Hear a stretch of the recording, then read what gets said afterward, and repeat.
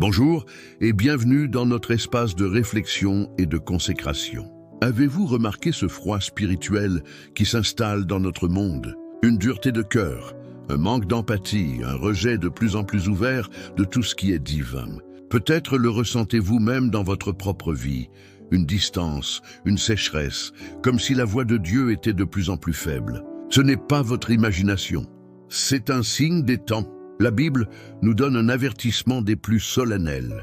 Un temps viendra où l'Esprit de Dieu cessera de lutter avec l'humanité. Ce message est un appel urgent.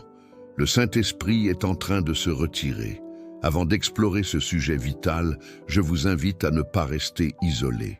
Dans les temps difficiles, nous devons nous serrer les coudes. Rejoignez notre famille de guerriers de la prière en vous abonnant à cette chaîne. Ensemble, nous veillons et nous prions les uns pour les autres. Si vous sentez l'importance de cet avertissement, aidez-nous à le diffuser en accomplissant un acte missionnaire. Laissez un j'aime. Votre geste peut aider cette vidéo à atteindre une âme qui est peut-être au bord de prendre une décision éternelle et qui a besoin d'entendre cet appel avant qu'il ne soit trop tard. Pour marquer notre désir d'être sensibles à la voix de Dieu, je vous invite à écrire cette prière dans les commentaires. Saint-Esprit, ne te retire pas de moi. Que ce soit le cri de notre cœur aujourd'hui. Et restez avec moi jusqu'à la fin de cette méditation, car je partagerai une clé pratique pour apprendre à discerner et à répondre à la voix de l'Esprit avant que la porte ne se ferme. Cette idée que le Saint-Esprit puisse se retirer n'est pas une invention humaine. C'est l'un des principes les plus anciens et les plus solennels de la Bible. Dans le livre de la Genèse, au chapitre 6, juste avant le déluge, Dieu regarde l'humanité et fait cette déclaration déchirante. « Mon esprit ne contestera pas toujours avec l'homme. » Le mot « contestera » signifie lutter, plaider, s'efforcer. Imaginez un médecin qui essaie de sauver un patient qui refuse obstinément le traitement. Le médecin plaide, il explique, il supplie, mais le patient repousse le remède. Arrive un moment où, le cœur brisé, le médecin doit se retirer et laisser la maladie suivre son cours. La patience de Dieu est immense, mais elle n'est pas infinie. Cet avertissement n'est pas seulement une déclaration générale. La Bible nous en montre les conséquences tragiques dans la vie d'individus. L'exemple le plus frappant est celui du premier roi d'Israël, le roi Saül. Saül a commencé son règne de manière spectaculaire. La Bible nous dit que lorsque le prophète Samuel l'a oint comme roi, l'Esprit de Dieu le saisit. Il a été transformé. Il a prophétisé. Il était l'élu de Dieu, rempli de la puissance divine. Il avait tout pour réussir, mais Saül avait un défaut fatal, l'impatience et un désir de contrôler les choses par lui-même. Lors d'une première bataille cruciale, il a désobéi à un ordre clair de Samuel et a offert un sacrifice lui-même, un acte qu'il n'avait pas le droit de faire. C'était un premier acte de rébellion, une première fois où il a choisi sa propre sagesse plutôt que la parole de Dieu. Puis est venu le test final. Dieu lui a ordonné de détruire complètement les Amalécites, un peuple cruel et ennemi de Dieu. C'était un ordre difficile, mais clair. Saül a obéi, mais seulement en partie. Il a détruit ce qui n'avait pas de valeur, mais il a épargné le roi Agag et le meilleur du bétail, sous le prétexte de les sacrifier à l'Éternel. C'était une désobéissance déguisée en piété. C'est la forme la plus dangereuse de rébellion. Et la parole de Samuel à Saül est l'une des plus terribles de la Bible. Puisque tu as rejeté la parole de l'Éternel, il te rejette aussi comme roi. Et la conséquence spirituelle est encore plus effrayante. Le verset suivant nous dit « L'Esprit de l'Éternel se retira de Saül ». Ce n'est pas arrivé en un instant. Ce fut le résultat d'un processus. Chaque fois que Saül a ignoré la voix douce de l'Esprit, chaque fois qu'il a choisi son propre chemin, il a attristé l'Esprit. Il a construit un mur, brique par brique, entre son cœur et Dieu, et un jour, la dernière brique a été posée. Le silence s'est fait. L'histoire de Saül est un avertissement personnel et solennel pour chacun de nous.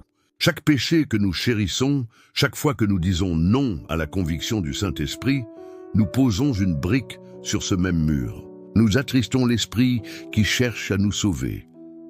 Saül est l'exemple tragique d'un seul homme qui a résisté à l'Esprit jusqu'au point de non-retour. Mais que se passe-t-il lorsque cette résistance, cette rébellion, ne concerne plus une seule personne, mais le monde entier? La Bible nous donne un précédent terrifiant, une époque où la porte de la grâce s'est fermée pour toute une génération, le monde d'avant le déluge. Jésus lui-même a prophétisé que les derniers jours ressembleraient à l'époque de Noé. Alors, comment était cette époque? Le livre de la Genèse, au chapitre 6, nous en dresse un portrait sombre. L'Éternel vit que la méchanceté des hommes était grande sur la terre, et que toutes les pensées de leur cœur se portaient chaque jour uniquement vers le mal. Ce n'était pas une société avec quelques problèmes. C'était une corruption totale. Chaque pensée, chaque jour, était tournée vers le mal. L'Esprit de Dieu contestait avec eux. Pendant 120 ans, la Bible nous dit que Noé a été un prédicateur de la justice. Il n'a pas seulement construit une arche, il a prêché, il a averti, il a supplié. Chaque coup de marteau sur l'arche était un sermon. Chaque parole de Noé était la voix de l'Esprit de Dieu qui plaidait avec cette génération. C'était un appel à la repentance, une invitation à entrer dans le refuge. Mais comment le monde a-t-il réagi? Jésus nous le dit. Ils mangeaient et buvaient, ils se mariaient et mariaient leurs enfants, jusqu'au jour où Noé entra dans l'arche. Et ils ne se doutèrent de rien, jusqu'à ce que le déluge vînt et les emporta tous. Leur péché n'était pas seulement la violence ou l'immoralité. Leur péché le plus grave était l'indifférence totale. Ils ont entendu l'avertissement, mais ils l'ont ignoré. Ils ont continué leur vie comme si de rien n'était. C'était un rejet passif, mais total, de l'appel de l'esprit. Imaginez un homme qui vit au pied d'un volcan. Les sismologues l'avertissent que le volcan est sur le point d'entrer en éruption. Les sirènes d'évacuation retentissent. Des messages sont diffusés à la radio. Mais l'homme dit « J'ai toujours vécu ici. Il ne s'est jamais rien passé. Je dois finir de tondre ma pelouse. » Il ignore tous les avertissements. Son indifférence ne l'empêchera pas d'être consumé par la lave. L'indifférence à l'appel de l'esprit est la forme la plus mortelle de la surdité spirituelle. Et après 120 ans de patience, le moment est arrivé. Noé, sa famille et les animaux sont entrés dans l'arche. Et la Bible nous dit cette phrase, l'une des plus solennelles de toute l'Écriture, et l'Éternel ferma la porte sur lui. Une fois que la main de Dieu a fermé cette porte, personne ne pouvait plus l'ouvrir. C'était la fin du temps de grâce pour cette génération. La pluie a commencé à tomber et ils ont compris leur erreur, mais il était trop tard. Ils ont frappé à la porte, ils ont crié, mais la porte était fermée. L'Esprit de Dieu s'était retiré. L'histoire du déluge n'est pas une simple histoire pour enfants. C'est un avertissement prophétique pour la dernière génération. Elle nous enseigne que le temps de la grâce n'est pas illimité. Il y aura un jour, bientôt, où la porte de l'arche du salut de Dieu se fermera pour la dernière fois. Aujourd'hui, le Saint-Esprit est encore à l'œuvre. Il frappe à la porte de chaque cœur. Il nous avertit à travers les événements du monde, à travers sa parole, à travers la voix de notre conscience. La question que cette histoire nous pose est, sommes-nous en train d'écouter ou sommes-nous comme la génération de Noé, trop occupés à manger et boire, trop distraits pour entendre la pluie qui commence à tomber? Jésus a aussi raconté une parabole qui illustre ce même avertissement d'une manière encore plus personnelle et angoissante. L'histoire des 10 vierges, dans Matthieu chapitre 25, n'est pas une histoire sur le monde extérieur, mais sur ceux qui se trouvent à l'intérieur même de l'Église. Dans cette histoire, les 10 vierges représentent le peuple de Dieu de la fin des temps. Toutes attendent le même époux, Jésus. Toutes ont des lampes qui symbolisent la parole de Dieu, la connaissance de la vérité. En apparence, elles sont toutes identiques. Elles font toutes partie du cortège nuptial. Mais Jésus nous dit qu'il y avait une différence cruciale entre elles. 5 étaient sages et 5 étaient folles. Quelle était leur folie? Elles n'avaient pas pris d'huile avec elles pour leurs lampes. Les sages, elles, avaient des réserves d'huile. Quelle est cette huile? L'huile, dans toute la Bible, est le symbole du Saint-Esprit. La lampe est la forme extérieure de notre religion, notre connaissance de la doctrine, notre fréquentation de l'Église, nos bonnes actions. L'huile est la vie intérieure, la présence réelle du Saint-Esprit qui transforme notre caractère, qui alimente notre amour, notre joie, notre paix Imaginez que vous achetez le smartphone le plus moderne et le plus cher. Il a un design magnifique, des applications incroyables. C'est votre lampe.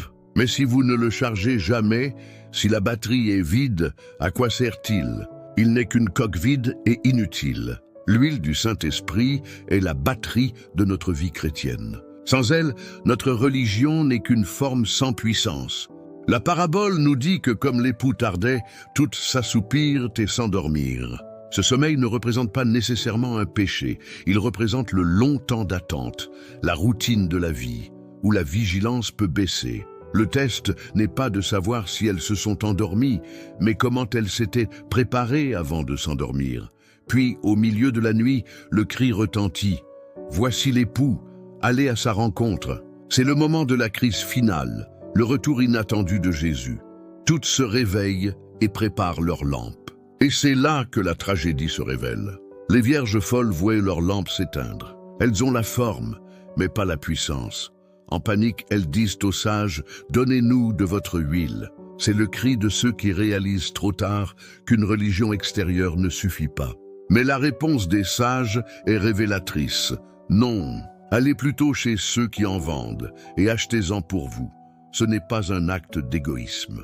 C'est une vérité spirituelle profonde. On ne peut pas emprunter une relation avec Dieu. On ne peut pas transférer le caractère. L'huile du Saint-Esprit n'est pas une marchandise. C'est le résultat d'une vie de communion personnelle. Une préparation que personne ne peut faire à notre place. Pendant que les vierges folles partent chercher de l'huile, l'époux arrive. Celles qui étaient prêtes entrent avec lui dans la salle des noces. Et la porte fut fermée. Encore une fois, cette image terrible de la porte fermée. Plus tard, les autres vierges arrivent et frappent à la porte en criant « Seigneur, Seigneur, ouvre-nous » Mais la réponse qui vient de l'intérieur est la parole la plus tragique de tout l'Évangile. En vérité, je vous le dis, je ne vous connais pas.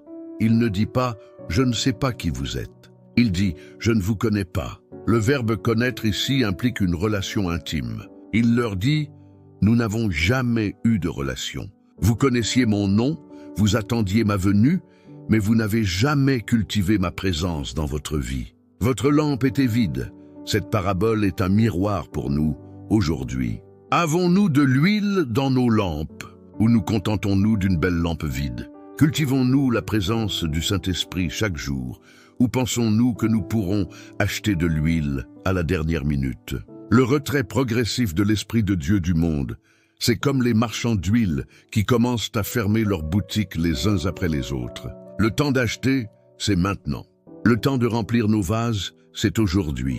Cette parabole des 10 vierges nous montre le danger de la négligence, de la procrastination spirituelle. Mais il y a un état encore plus dangereux que la négligence. C'est la résistance active à la voix de l'Esprit.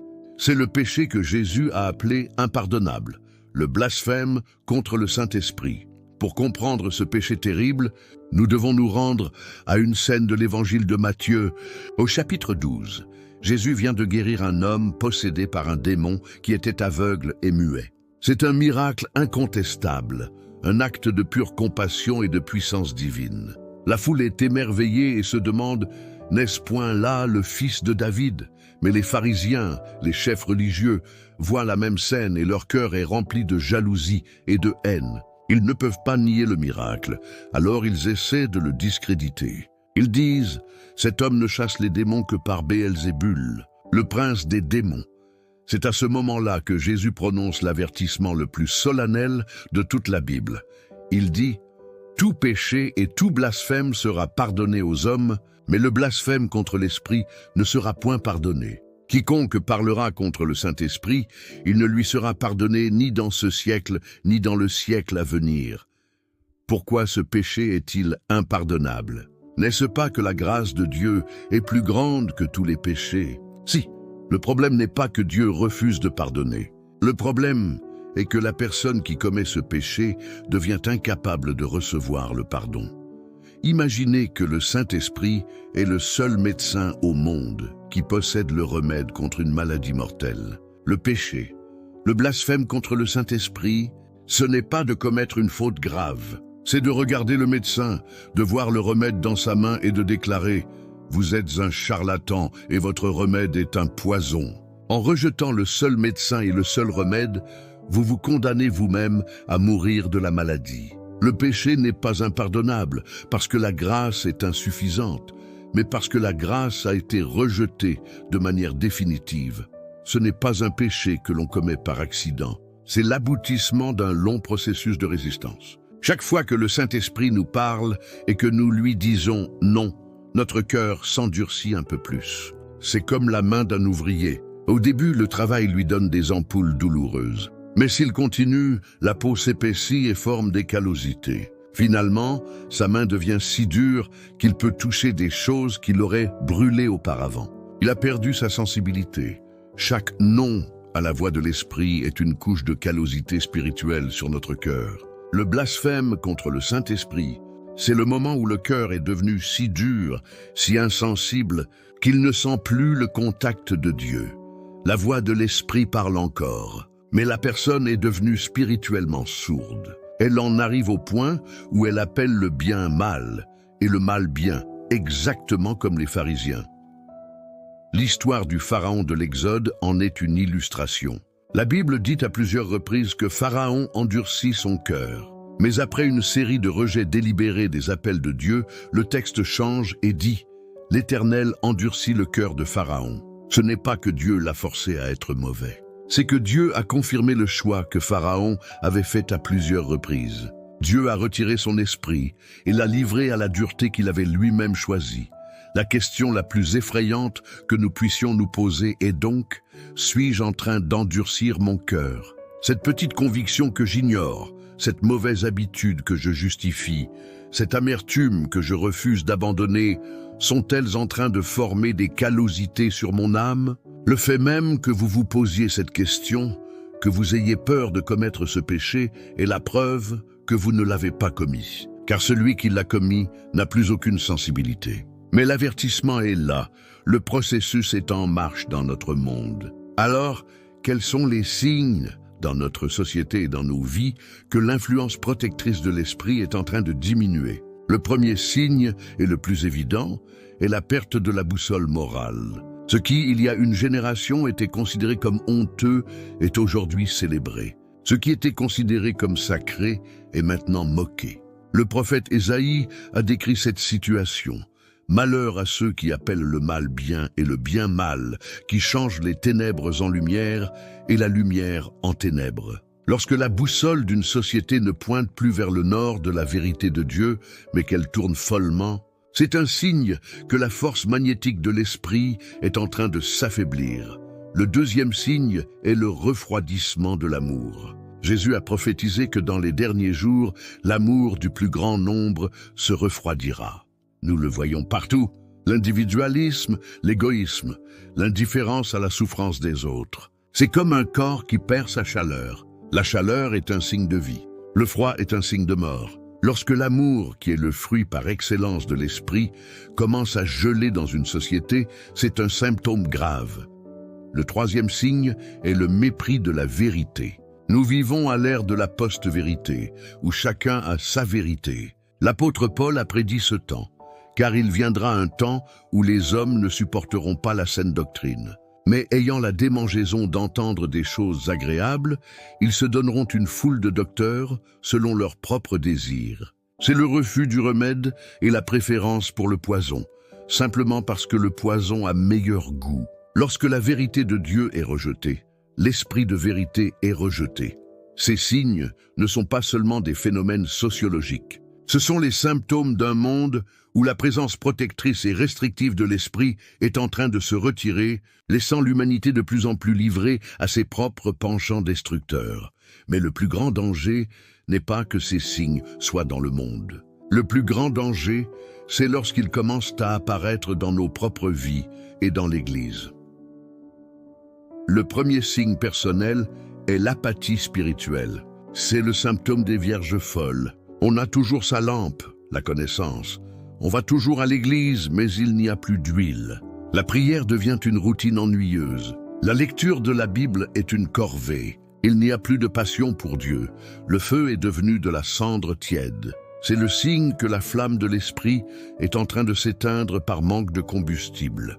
Le deuxième signe est que nous attristons l'Esprit Saint sans nous en soucier. La Bible nous dit clairement ce qui attriste l'esprit, que toute amertume, toute animosité, toute colère, toute clameur, toute calomnie et toute espèce de méchanceté disparaissent du milieu de vous. Lorsque ces péchés, la critique, la médisance, la rancune deviennent normaux et justifiés dans notre vie, c'est le signe que notre cœur est en train de développer des callosités spirituelles.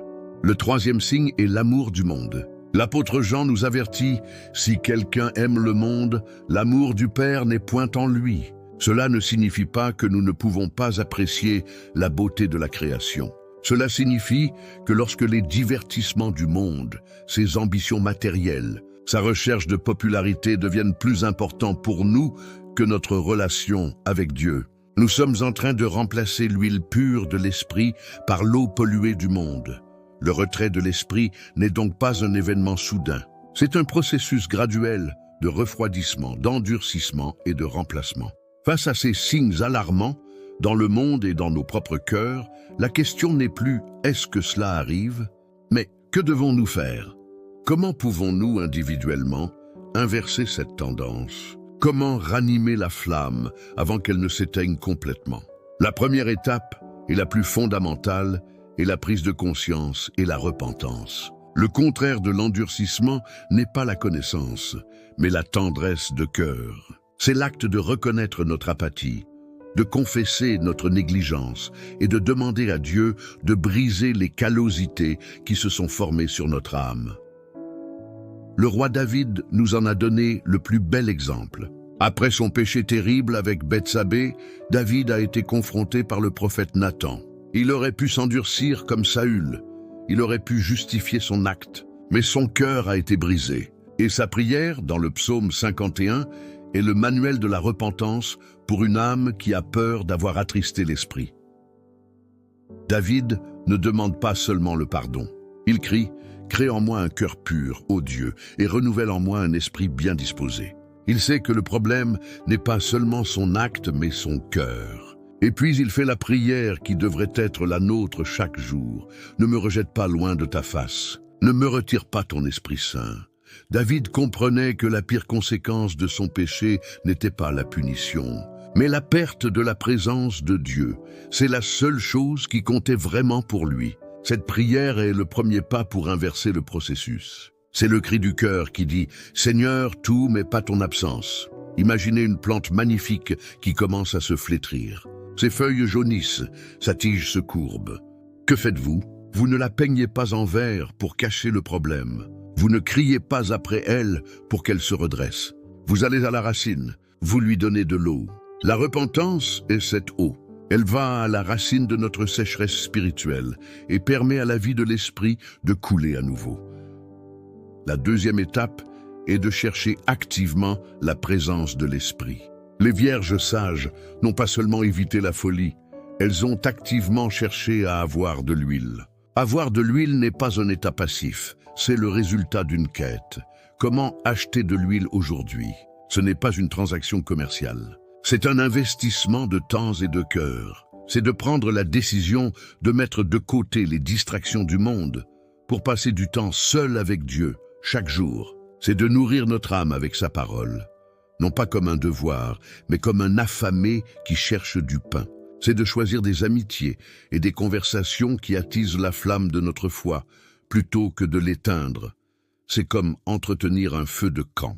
Si vous vous contentez de regarder les flammes, elles finiront par s'éteindre. Pour que le feu continue de brûler, il faut activement ajouter du bois. La prière, la méditation, la communion fraternelle sont le bois que nous ajoutons au feu du Saint-Esprit dans notre cœur.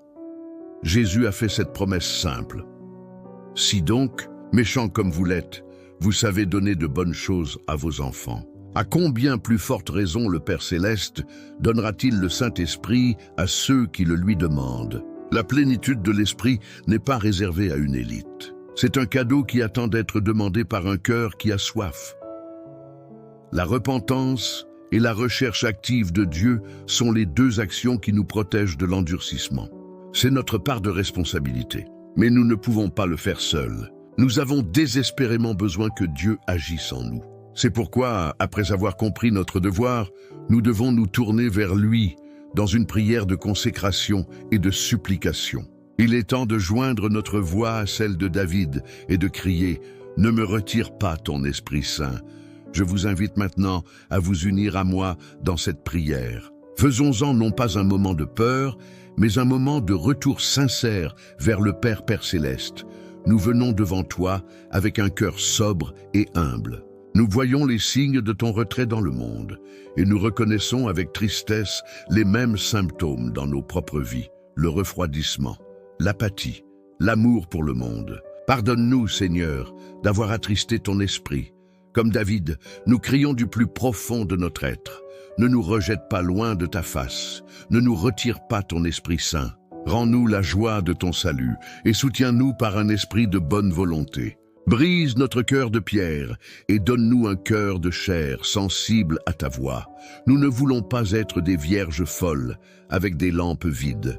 Nous confessons notre négligence. Aujourd'hui, nous voulons acheter de l'huile. Nous désirons ta présence plus que tout. Remplis-nous à nouveau de ton esprit, Seigneur. Ranime la flamme qui est en nous. Ne permets pas que notre cœur s'endurcisse. Ne nous laisse pas nous habituer au péché.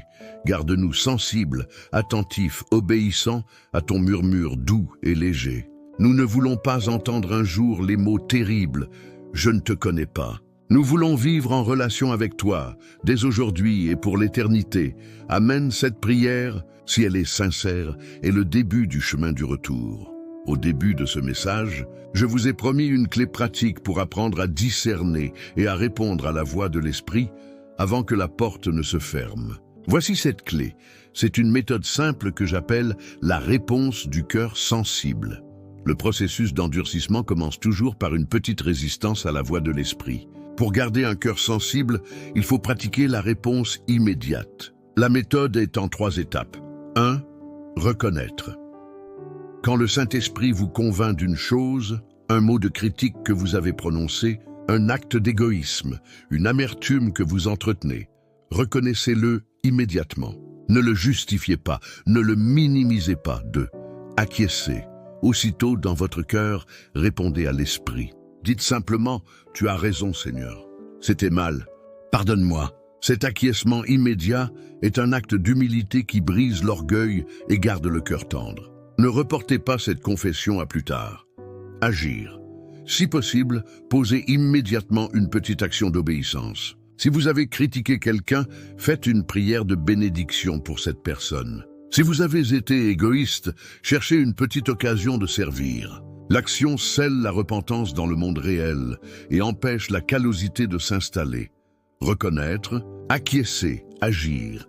Cette réponse immédiate aux petites convictions de l'esprit et l'exercice quotidien qui garde notre cœur sensible et qui nous assure d'avoir toujours de l'huile dans notre lampe. Notre message solennel touche à sa fin. Si cet appel a réveillé votre âme et a renouvelé votre désir de marcher près de Dieu, je vous invite une dernière fois à rejoindre notre communauté. Abonnez-vous pour faire partie de notre famille de guerriers de la prière. Ensemble, nous nous engageons à veiller et à prier en attendant le retour de l'époux. N'oubliez pas votre j'aime missionnaire. C'est un moyen de sonner l'alarme et d'aider cette vidéo à atteindre une personne qui s'est peut-être endormie spirituellement. Et si vous connaissez quelqu'un dont le cœur semble se refroidir, partagez cette vidéo avec lui ou elle, non pas comme un jugement, mais comme un appel d'amour fraternel. Aujourd'hui, nous avons entendu l'avertissement urgent que l'Esprit de Dieu se retire. Cet avertissement nous laisse dans un état de profonde humilité, conscient de notre faiblesse et de notre besoin. Mais comment prier depuis cet endroit? Comment parler à Dieu quand on se sent pauvre et malheureux? Si vous voulez apprendre l'art de la prière humble et confiante, je vous invite à nous rejoindre pour notre prochaine méditation sur le psaume 86, la prière d'un cœur qui s'appuie entièrement sur Dieu. D'ici là, n'attristez pas le Saint-Esprit de Dieu. Cherchez sa face pendant qu'il se trouve.